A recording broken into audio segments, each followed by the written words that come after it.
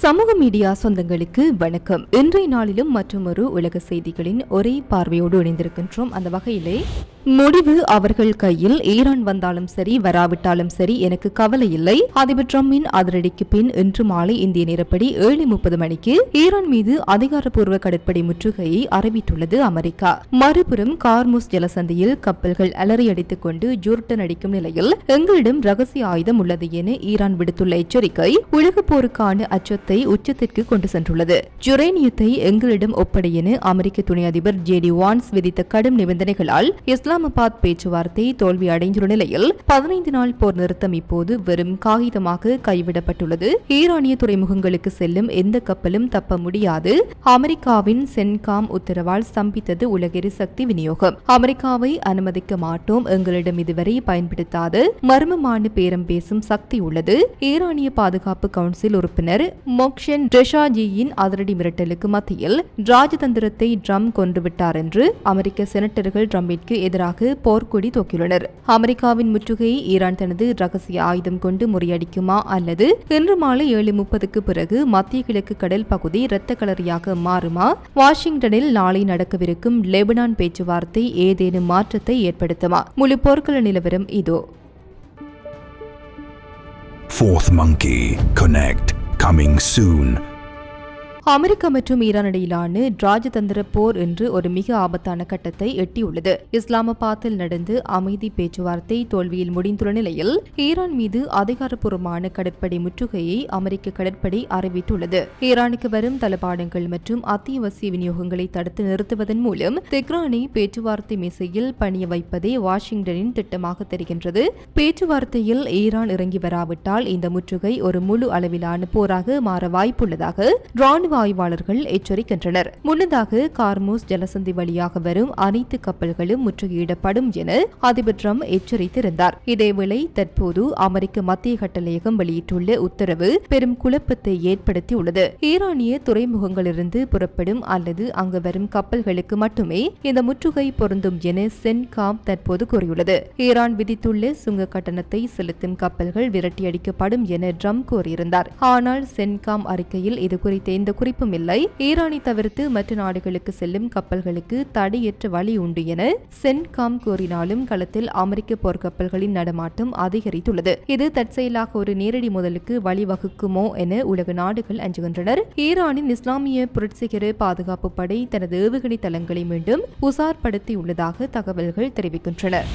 Iran மீது America அறிவித்துள்ள கடற்படை முற்றுகை சர்வதேச சட்டங்களுக்கு உட்பட்டதா என்ற கேள்வி தற்போது எழுந்துள்ளது. கடல்சார் சட்ட நிபுணர்கள் இதுகுறித்து முன்வைக்கும் எச்சரிக்கைகள் இந்த போரின் அடுத்த கட்டத்தை இன்னும் சிக்கலாக்கியுள்ளன. நியூ சவுத் வேல்ஸ் பல்கலைக்கழகத்தின் கடல்சார் சட்ட நிபுணர்கள் ஜெனிபர் பார்க் ஒரு முற்றுகை சட்டபூர்வமாக இருக்க வேண்டுமானால் 3 நிபந்தனைகள் பூர்த்தி செய்யப்பட வேண்டும் என தெரிவிக்கிறார். விதி ஒன்று, நடுநிலை நாடுகளை பாதிக்கக்கூடாது. ஹார்முஸ் ஜலசந்தியை ஒட்டுமொத்தமாக முடக்க முடியாது, ஏனெனில் இது குவைத், கத்தார் போன்று பாரசீக வளைகுடா நாடுகளின் வர்த்தகத்தை பாதிக்கும். விதி 2, மனிதாபிமான உதவி. உணவு மற்றும் மருந்து விநியோகத்தை அனுமதிக்க வேண்டும். பொதுமக்களை பட்டினி போட முற்றுகையை பயன்படுத்தக்கூடாது என்பது மிக முக்கியமான விதி. விதி 3, பாரபட்சமற்ற தன்மை. ஒரு குறிப்பிட்ட நாட்டை மட்டும் குறிவைக்காமல் ஈரானிய துறைமுகங்களுக்கு செல்லும் அனைத்து நாடுகளின் கப்பல்களையும் சமமாக இடைமறிக்க வேண்டும். இந்த முற்றுகையின் பின்னணியில் மற்றொரு ரகசிய திட்டம் இருப்பதாக நிபுணர்கள் கருதுகின்றனர். ஈரானுக்கு தேவையான ராணுவ உபகரணங்களை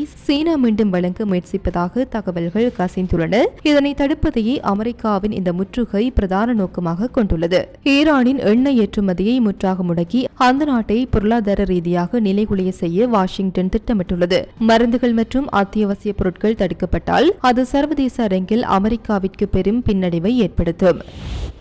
இஸ்லாமாபாத் பேச்சுவார்த்தை முறிந்த பிறகு அமெரிக்க அதிபர் டொனால்ட் ட்ரம்ப் மேரிலாந்தில் உள்ள ஜாயின்ட் பேஸ் ஆண்டர்ஷீல்ட் செய்தியாளர்களை சந்தித்தார். ஈரானை ஒரு பொருட்டாகவே மதிக்காத பாணியில் அவர் வெளியிட்ட கருத்துக்கள் உலக அரங்கில் அதிர்வலைகளை ஏற்படுத்தியுள்ளன.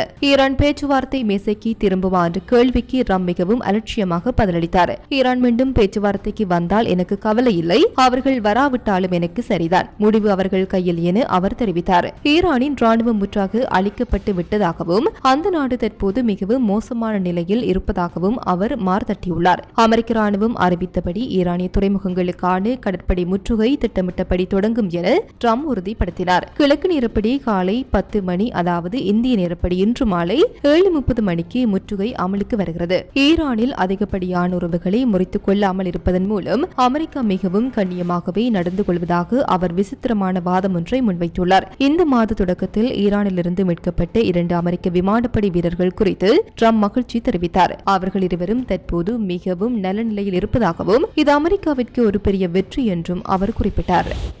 அமெரிக்காவின் கடற்படை முற்றுகை தொடங்க இன்னும் சில மணி நேரங்களே உள்ள நிலையில் ஈரானிடமிருந்து மிகவும் கடுமையான எச்சரிக்கை வெளியாகியுள்ளது. அமெரிக்காவை நாங்கள் அனுமதிக்க மாட்டோம், எங்களிடம் பயன்படுத்தப்படாத மர்மமான பேரம் பேசும் சக்தி உள்ளது என ஈரான் உயர்மட்ட அதிகாரி அதிரடியாக தெரிவித்துள்ளார். ஈரானின் நலன்புரி மன்றத்தின் செல்வாக்குமிக்க உறுப்பினரான மொக்ஷன் டெசாஜி அமெரிக்காவின் திட்டத்தை எள்ளி நகையாடியுள்ளார். ஹார்முஸ் ஜலசந்தியை திறக்கும் முயற்சியில் அமெரிக்கா ஏற்கனவே வரலாற்று தோல்வியை சந்தித்துள்ளது. அதேபோல இந்த முற்றுகை திட்டமும் மன்னிக்கவும் என அவர் சாடியுள்ளார். ஈரான் என்பது ட்ரம்பின் ட்வீட்ஸ்களாலும் கற்பனையான திட்டங்களாலும் குழப்பப்பட்டிருக்க வேண்டிய இடம் அல்ல என அவர் காட்டுமாக தெரிவித்துள்ளார். ஈரானின் ஆயுதப்படைகள் அமெரிக்காவை முற்றுகையிட அனுமதிக்காது என்று கூறிய டெசாஜி மிகவும் முக்கியமான ஒரு குறிப்பை முன்வைத்துள்ளார். ஈரானிடம் இதுவரை பயன்படுத்தப்படாத பெரும் பலம் மற்றும் பேரம் பேசும் சக்தி இருப்பதாக அவர் எச்சரித்துள்ளார். இது மறைத்து வைக்கப்பட்டுள்ள அதிநவீன ஏவுகணைகள் அல்லது ஹார்முஸ் ஜலசந்தியை முற்றாக முடக்கும் ரகசிய திட்டமா என்பது உலக நாடுகளிடையே பெரும் விவாதத்தை கிளப்பியுள்ளது. ஈரானின் இஸ்லாமிய புரட்சிகர பாதுகாப்பு படை எவ்விதமான கடற்படை தாக்குதலையும் எதிர்கொள்ள முழு தயார் நிலையில் உள்ளதாக தகவல்கள் தெரிவிக்கின்றன. இஸ்லாமாபாத்திலிருந்து திரும்பிய ஈரானிய தூதுக்குழுவினர் நாங்கள் கொண்டு வந்து மினாப் 168 குழந்தைகளின் ஆன்மாக்கள் தங்களுக்கு தார்மீக பலத்தை தருவதாக கூறியுள்ளனர். அமெரிக்காவின் இந்த முற்றுகையானது ஏற்கனவே பாதிக்கப்பட்டு ஈரானிய மக்களுக்கு எதிரான போர் குற்றமாக கருதப்படும் என ஈரான் ராஜதந்திரிகள் குற்றம் சாட்டியுள்ளனர். அமெரிக்க அதிபர் டொனால்ட் ட்ரம்ப் அறிவித்துள்ள கடற்படை முற்றுகை திட்டம் ஹார்முஸ் ஜலசந்தியை ஒரு மயான அமைதிக்கு தள்ளியுள்ளது. கடந்த சில நாட்களாக மெல்லத் தொடங்கிய கப்பல் போக்குவரத்து இப்போது மீண்டும் ஒரு முறை முற்றாக ஸ்தம்பித்துள்ளது. உலக புகழ்பெற்ற கடல்சார் புலனாய்வு நிறுவனமான லாய்ட்ஸ் லிஸ்ட் ஜலசந்தியில் நடக்கும் மாற்றங்கள் குறித்து அதிர்ச்சியூட்டும் தரவுகளை வெளியிட்டுள்ளது. முற்றுகை குறித்த அறிவிப்பு வெளியான அடுத்த நிமிடமே ஜலசந்தி வழியாக இயங்கி வந்த குறைந்தபட்ச போக்குவரத்தும் உடனடியாக நிறுத்தப்பட்டது.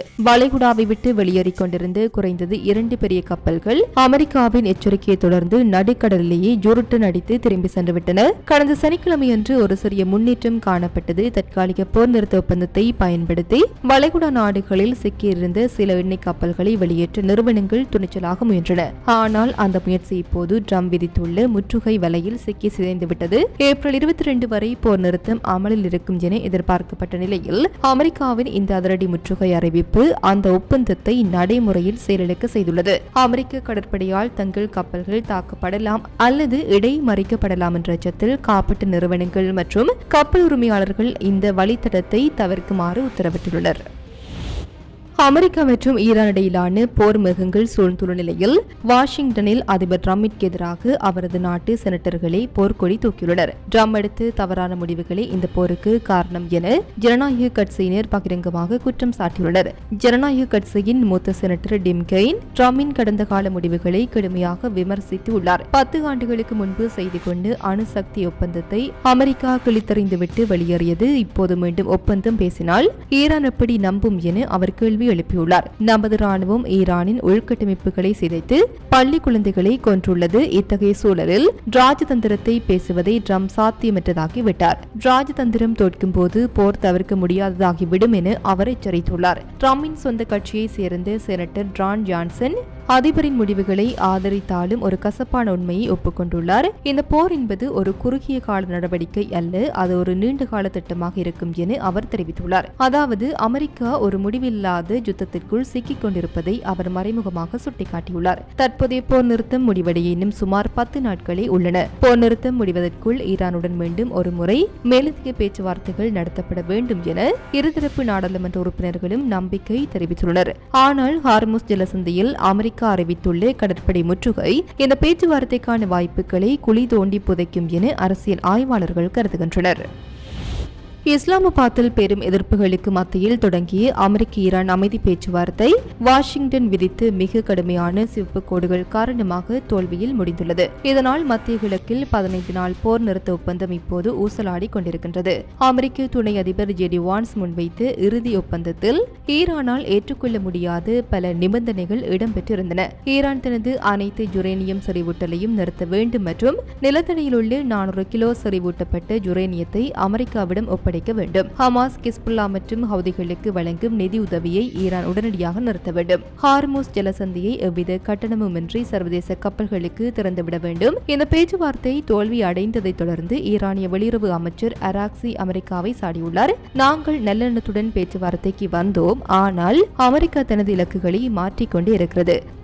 பகைமையை உருவாக்கும் என அவர் எச்சரித்துள்ளார். ஈரானிய ஜனாதிபதி பெசஸ்கியன் அமெரிக்கா தனது சர்வாதிகார போக்கை கைவிட்டு ஈரானிய தேசத்தின் உரிமைகளை மதித்தால் மட்டுமே உடன்பாடு சாத்தியம் என தெரிவித்துள்ளார். மத்தியஸ்தராக செயல்பட்டு பாகிஸ்தான் துணை பிரதமர் இஷாக் டார் இரு நாடுகளும் போர் நிறுத்த ஒப்பந்தத்தை கடைபிடிக்க வேண்டும் என கேட்டுக் கொண்டுள்ளார். மேலும் பதற்றம் அதிகரிப்பது யாருக்கும் நல்லதல்ல என அவர் எச்சரித்த போதிலும் பேச்சுவார்த்தை மேசை இப்போது காலியாகவே உள்ளது. ஏப்ரல் 8 அன்று தொடங்கிய 15 நாள் போர் நிறுத்தம் தற்போது நடைமுறையில் முறிந்துவிட்டதாக தெரிகிறது. பேச்சுவார்த்தை தோல்வி அடைந்ததால் ட்ரம்ப் ஹார்முஸ் ஜலசந்தியை முற்றுகையிட உத்தரவிட்டுள்ளார். ஜலசந்தியை கடக்க முயலும் எந்தவொரு அமெரிக்க ராணுவ கப்பலும் கடுமையாக கையாளப்படும் என ஈரான் புரட்சிகர பாதுகாப்பு படை எச்சரித்துள்ளது. ஸ்ரீ சக்திவேல் ஜோதிட ஆராய்ச்சி நிலையம். வேலை, தொழில், கல்வி வழிகாட்டுதல், அவசர ஜோதிட சேவை எல்லாம் ஒரே இடத்தில். ஸ்ரீ சக்திவேல் ஜோதிட ஆராய்ச்சி நிலையம். மத்திய கிழக்கில் போர் மேகங்கள் சூழ்ந்துள்ள நிலையில் லெபனான் பிரதமர் நவாப் சலாம் உலக நாடுகளின் கவனத்தை ஈர்க்கும் ஒரு முக்கிய அறிவிப்பை வெளியிட்டுள்ளார். இஸ்ரேலுடனான இரத்த களரி போரை முடிவுக்கு கொண்டு வர லெபனான் அரசு முழுமையாக தயாராக இருப்பதாக அவர் அறிவித்துள்ளார். இஸ்ரேலின் இடைவிடாத வான்வெளி தாக்குதல்கள் மற்றும் தரைவழி படையெடுப்பால் சிதைந்து போயுள்ள லெபனானை மீட்டெடுக்க பிரதமர் சலாம் இந்த முடிவை எடுத்துள்ளார். எங்கள் நாடு அமைதியை விரும்புகிறது. பேச்சுவார்த்தைகள் மூலம் இந்த போரை முடிவுக்கு கொண்டு வர லெபனான் அரசு உறுதியாக உள்ளது என அவர் தெரிவித்துள்ளார். நாளை வாஷிங்டன் டிசியில் இந்த பேச்சுவார்த்தை நடைபெற உள்ளது.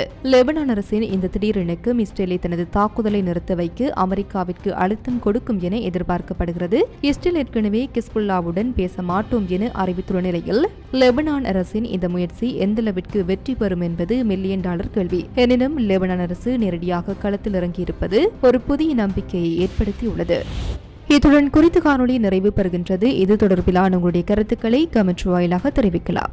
இது போன்ற பல செய்திகளை தெரிந்து கொள்ள நம்முடைய சமூக மீடியா யூடியூப் சேனலை சப்ஸ்கிரைப் செய்து அருகில் உள்ள பெல் பட்டனை கிளிக் செய்யுங்கள். மேலும் செய்திகளை உடனுக்குடன் தெரிந்து கொள்ள samoogamedia.com என்ற இணையதளத்தின் வாயிலாக எங்களுடன் இணைந்திருங்கள்.